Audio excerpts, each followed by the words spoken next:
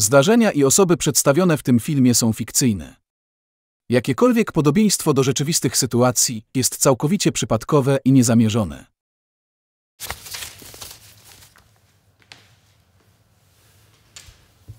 Nie zapominajmy również, że jednym z wymiarów tego, co kształtuje daną kulturę, jest dystans władzy. Tak.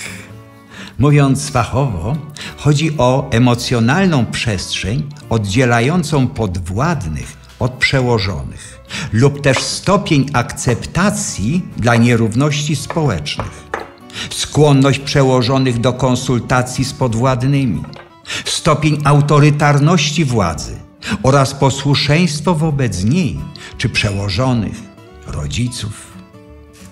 Nierówności między ludźmi występować będą zawsze, lecz możemy mówić o krajach, w których owe nierówności są mniejsze lub większe, a także spotykamy odmienne hierarchie i podziały, lub też po prostu pewne zaskakujące zwyczaje.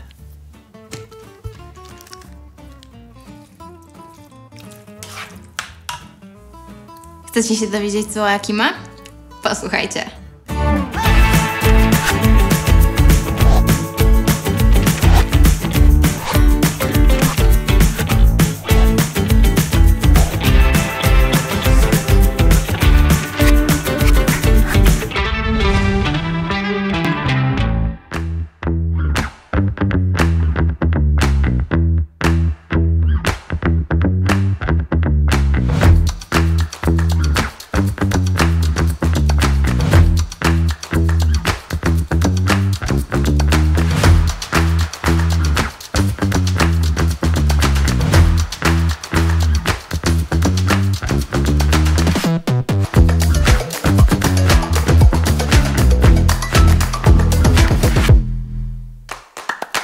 Dzień dobry. Dzień dobry. Proszę pana paszport. Do meldunku będzie pan potrzebował PESEL. Passport is okay. Tak, ale do meldunku będzie pan potrzebował PESEL.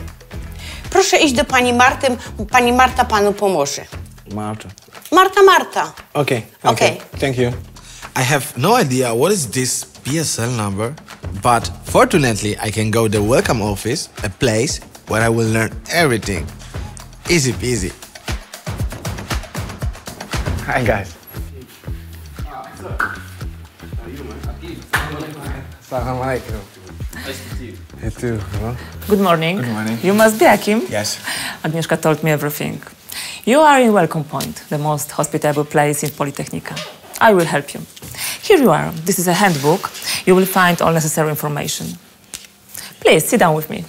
It's not just Bulka's Maswan like I thought. Niestety istnieje kilka bardzo ważnych spraw, na które należy zwrócić uwagę przyjeżdżając do Polski na dłuższy pobyt, na przykład w celu podjęcia studiów. Prawie każda uczelnia posiada swój handbook, czyli informator dla studentów przyjezdnych. Warto się z nim zaznajomić, ponieważ zawiera mnóstwo informacji.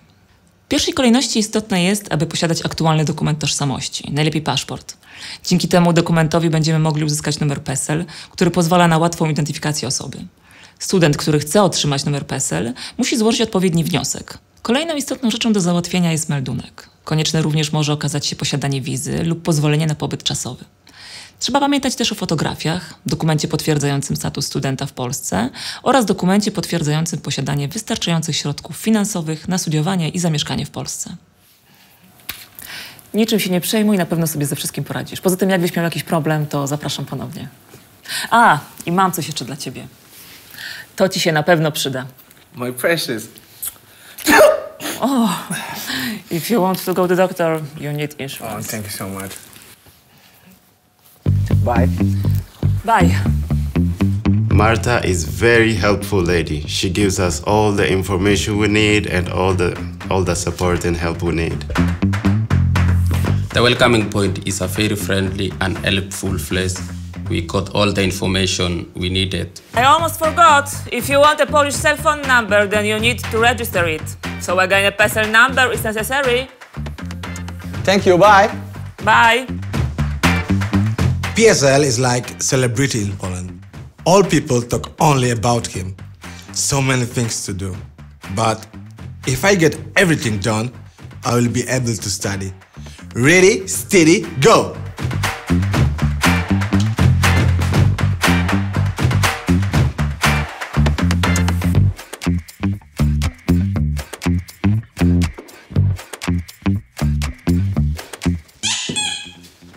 Dzień dobry, ja student, potrzebuję numer PESEL. Pomożesz?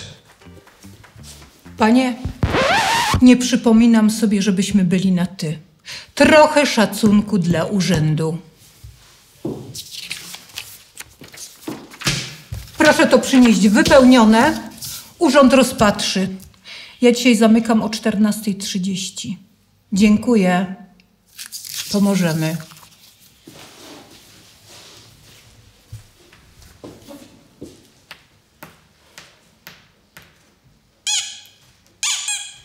Cóż za brak kurtuazji.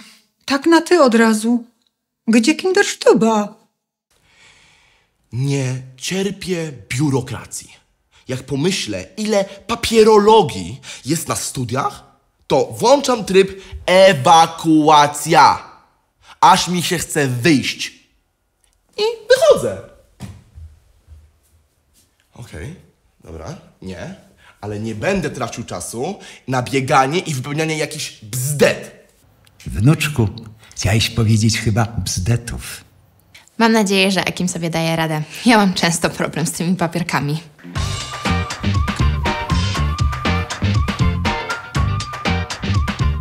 Hey. Okay. Don't be afraid, it's just procedural things.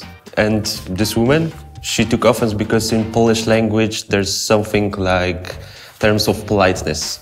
And for example, we often say to people Mr. Kowalski or Mrs. Kowalska, not just Kowalski. Mrs. Official thought that you say, hey, you. I can help you with that if you want. Okay. So. W Polsce najlepiej mówić do wszystkich panie kierowniku. To zawsze działa i to prawdziwy wytrych nawet do najtwardszych serc. Zresztą, co tu dużo mówić. Ja sam kilkukrotnie zostałem kierownikiem, szczególnie w okolicach sklepu nocnego.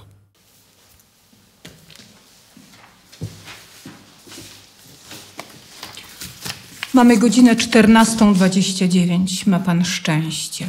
Rzutem na taśmę, bo ja zaraz wychodzę. Proszę czekać na potwierdzenie nadania numeru. Do widzenia. Thank you, panie kierowniku. Dziękuję. Rzut na taśmę.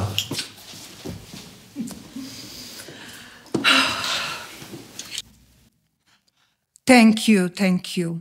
Proszę, dziękuję, przepraszam. To jedyna magia, jaką uprawiam. I nie można było tak od razu, grzecznie, mile.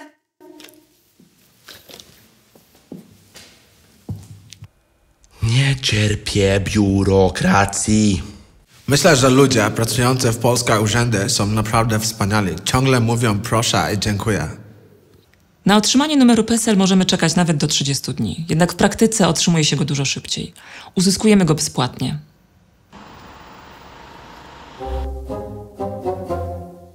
Jestem chory. Ma numer ubezpieczenia PESEL. Ma. Katara. Pan Joachim. Katara.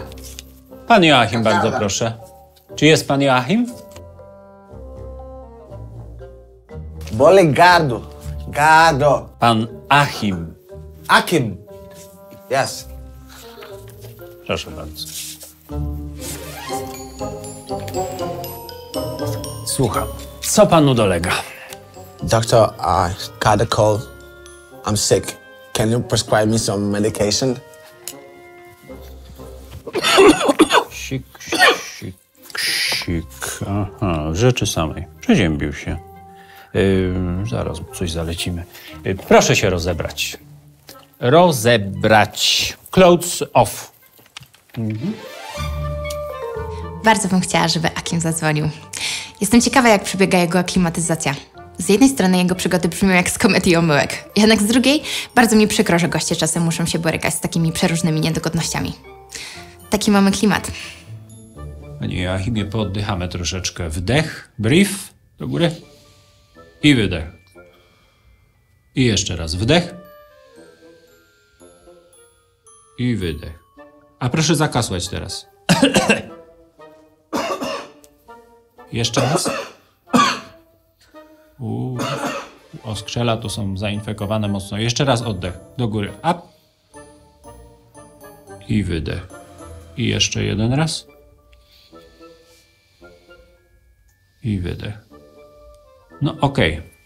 Jest poważna infekcja. Panie Joachimie, zapiszę panu między innymi Stop Grip, Mucovito Tapsin w tabletkach i jeszcze jakiś psikacz do nosa. O, tutaj proszę bardzo receptę. I proszę bardzo. I dziękuję. Do widzenia. Thank you. The medication in Poland is so funny. Name of my cousin from the USA is Stop Grip, and my grandmother from Angola is Mucovito Tapsi. Lubię kontakt z zagranicznymi pacjentami. Bariera językowa nie stanowi żadnego problemu.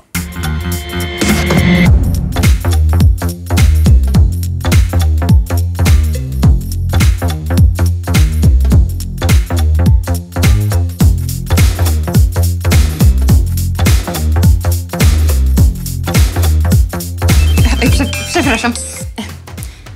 Halo, tak słucham? Oh, hi Akim. It's great to hear your voice. Okay, no problem. Can I help you with some formalities? Okay, so see you later. Bye. Odzwonił do mnie. Ach, super, to Akim. Jeszcze tylko kilka formalności na uczelni i już wszystko. Cieszę się, że udało mu się tak dużo załatwić i że choć trochę mogłam mu pomóc. Akim, trzymam kciuki.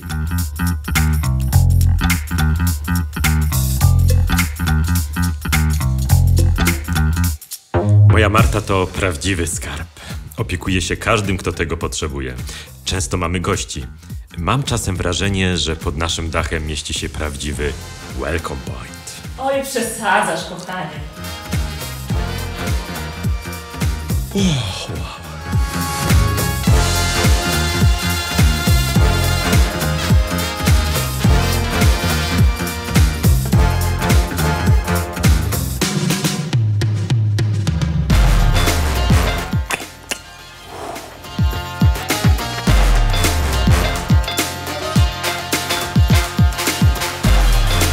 Akim jest cudowny. Jest taki mądry i ciekawy wszystkiego, co go otacza. Bardzo mu się podoba Polska. No i może ja też mu trochę. Agnieszka jest super dziewczyna. A?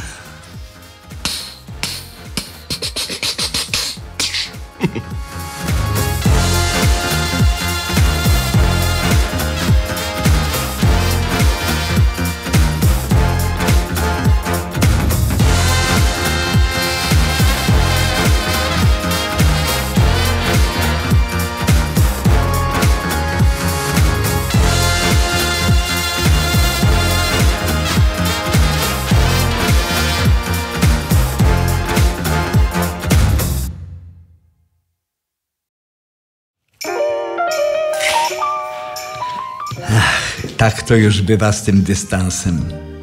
Może on być między rozmówcami klasyczny, taki na wyciągnięcie ręki. Jednak w rzeczywistości istnieje cała gama różnych rodzajów dystansu. Przy odrobinie dobrej woli można zdystansować się od form tego najmniej przyjemnego dystansu. Moi drodzy, nie martwcie się. Przecież i tak wszystko, co ma być zrobione, w końcu będzie zrobione. Akimowi nadano bez problemu numer PESEL. Zameldowano go.